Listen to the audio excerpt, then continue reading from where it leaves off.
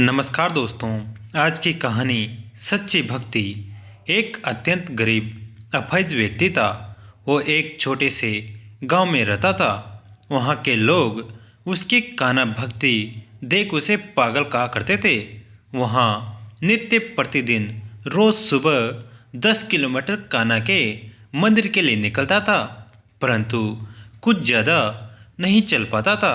उसके पैर छिल जाते थे।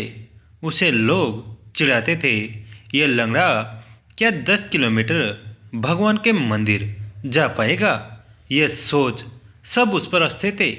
प्रभु श्री कृष्ण की भक्ति में लीन वह अपाहिज रुकता नहीं था। कभी हाथों के बल तो कभी पूरे जिस्म से रगड़कर आगे बढ़ता था।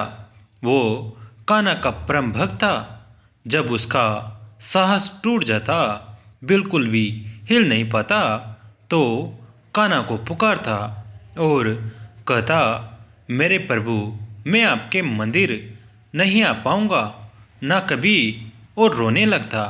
फिर रास्ते में पड़ा कोई भी पत्थर उठाता और जहाँ होता वहीं कान्हा को पूज कान्हा की भक्ति में लग जाता।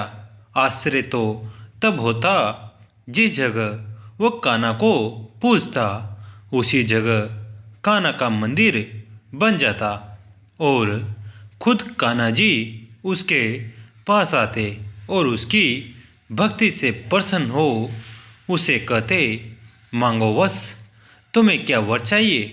पर वो अपाहिज कुछ नहीं कहता, बस उनकी पूजा में लग जाता। प्रत्येक दिन यही क्रम चलता।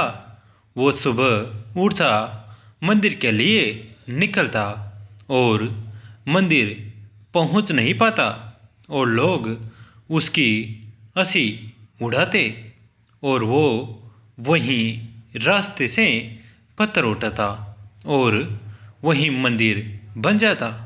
हर दिन कान्हा आते और उसे वर मांगने को कहते और वो रोज कुछ नहीं मांगता। एक दिन वो अपाहिज मंदिर जाने के लिए निकला।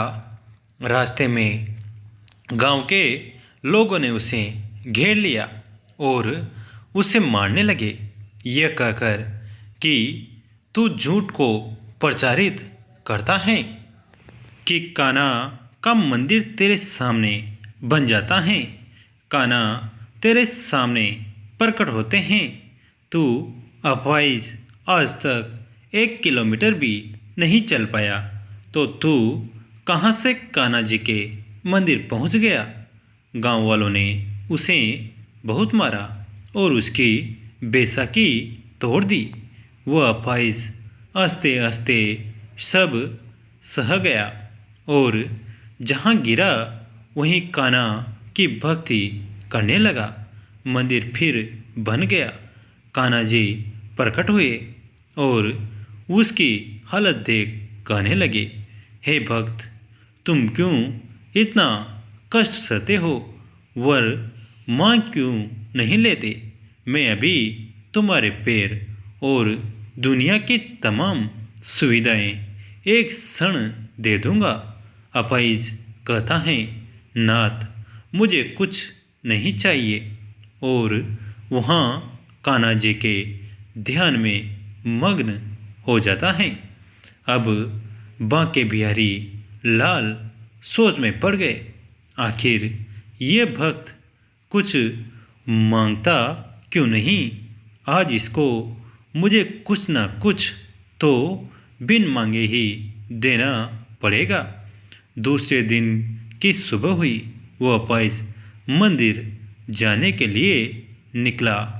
जैसे ही रास्ते पर पहुंचा, एक बड़ी सी गाड़ी उसके पास आकर रुकी और उसमें से सुंदर सा व्यक्ति निकला और वो कान्हा जी का मंदिर उस अपाहिज से पूछने लगा। अपाहिज ने उसे रास्ता बताया और कहा, मैं भी वहीं जा रहा हूँ। आप पहुँचे मैं भी आता हूँ। तुम मेरे साथ चलो। तुम इतनी दूर पैदल कैसे जाओगे। मैं अपनी गाड़ी में ले चलता हूँ। अपाहिज ने कहा, नहीं माँ से, आप जाइए, मैं आता हूँ।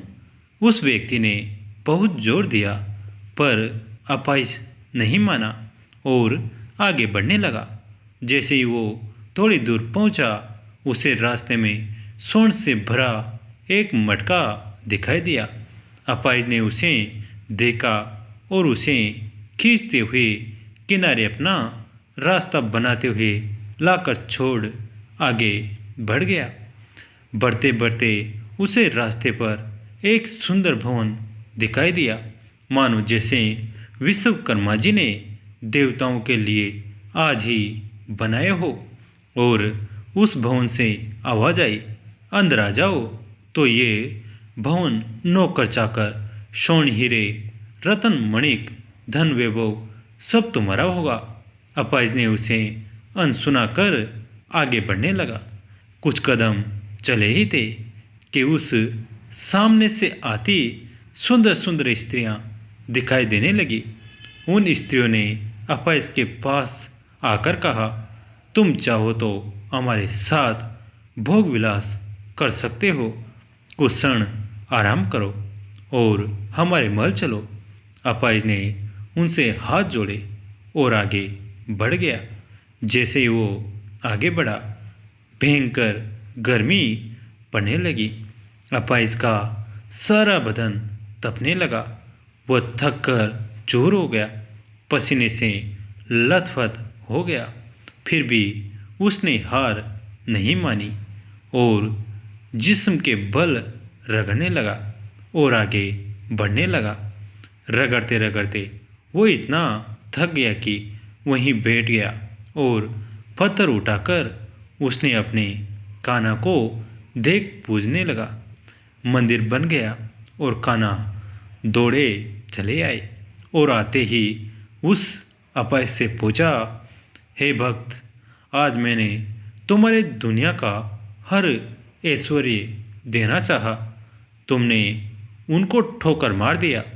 स्वर्ण भवन, नारी, यहाँ तक कि मंदिर जाने के लिए रोज गाड़ी, तुमने उसे भी ठुकरा दिया।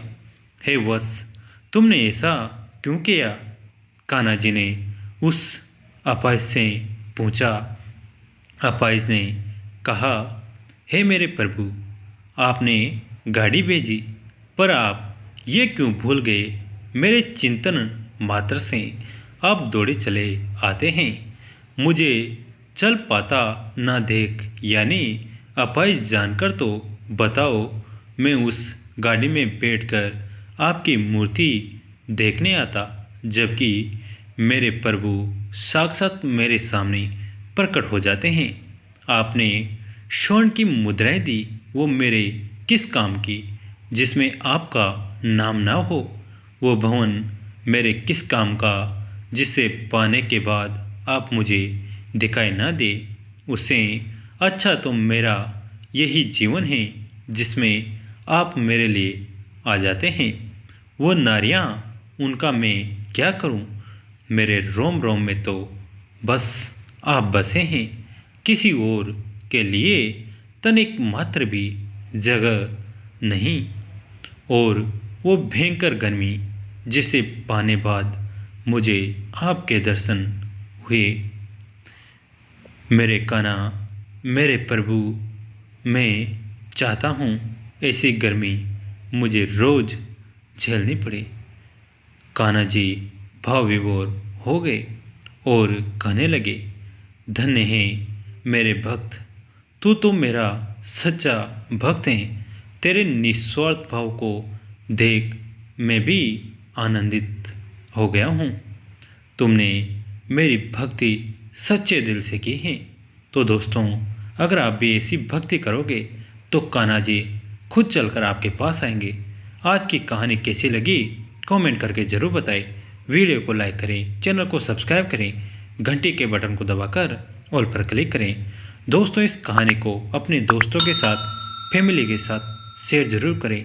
कहानी अंत तक देखने के लिए आप सभी का तहे दिल से धन्यवाद।